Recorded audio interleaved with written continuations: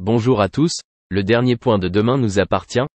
Notre actualité du jour portera sur Demain nous appartient, spoiler, précédent résumé des épisodes du 25 au 29 décembre 2023 sur TF1. Découvrez les temps forts du feuilleton Demain nous appartient avec des épisodes inédits diffusés du lundi 25 décembre au vendredi 29 décembre 2023 à 19h10 sur TF1. Dans les nouveaux épisodes de Demain nous appartient, en continu du 25 au 29 décembre 2023 sur TF1, Judith revient à Sète, après avoir été aux États-Unis pendant plusieurs mois. Parallèlement, la police enquête. Un vol récent a eu lieu à Sète, où l'auteur s'est fait passer pour le Père Noël. Manon finira par jouer le rôle de l'héroïne, tandis que Soraya et Nord finissent par se réconcilier.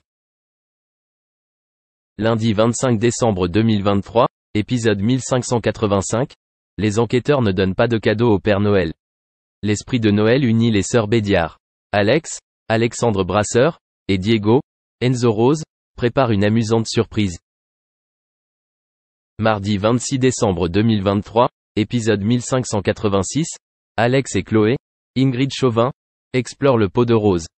Victoire, Solène Herbert, a des problèmes électriques. S'ensuit une relation froide entre Charlie, Clémence Lassalas, et François, Emmanuel Moire. Mercredi 27 décembre 2023, épisode 1587, Manon, Louvia Bachelier, est la femme responsable de l'enquête.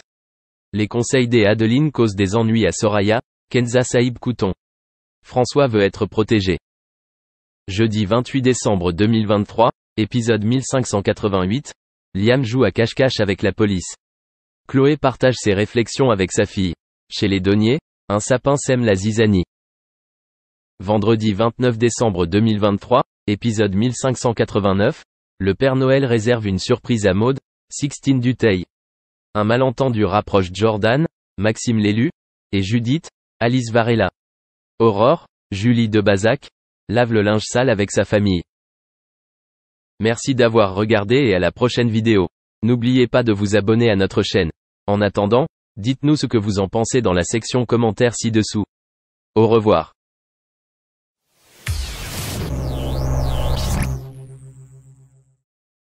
Depuis près de 3 ans, Bernard Tapie se bat effectivement contre la maladie.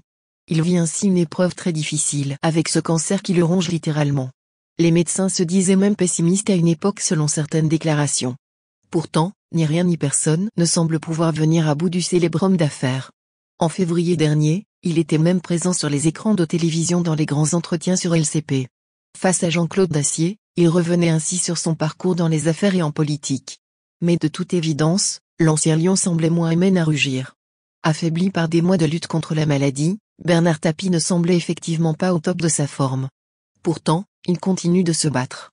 Il y a peu, il aurait même tenté des traitements expérimentaux en Belgique, pour tenter d'inverser la tendance. Mais malheureusement, le cancer est toujours là.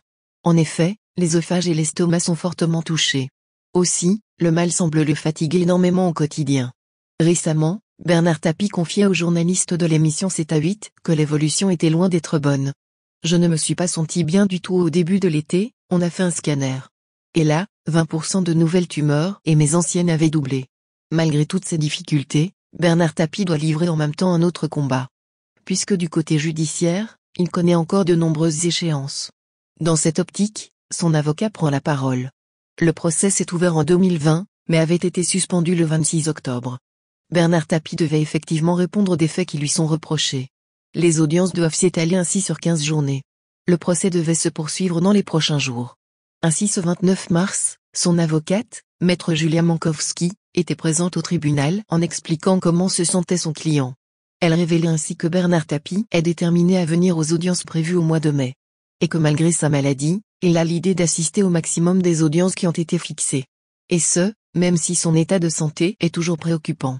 Dans une interview accordée à Var Matin, l'avocate qui est également l'épouse de Benjamin Griveaux affirmait ainsi que Bernard Tapie connaissait un état toujours très dégradé. Sans pour autant expliquer ce qu'en pensent exactement les médecins. Même si ces dernières apparitions ont été très rares, les seules fois où l'ancien homme fort de la politique du sport et des affaires était apparu, il semblait effectivement très affaibli. Sa voix anciennement très puissante était, en effet, presque inaudible.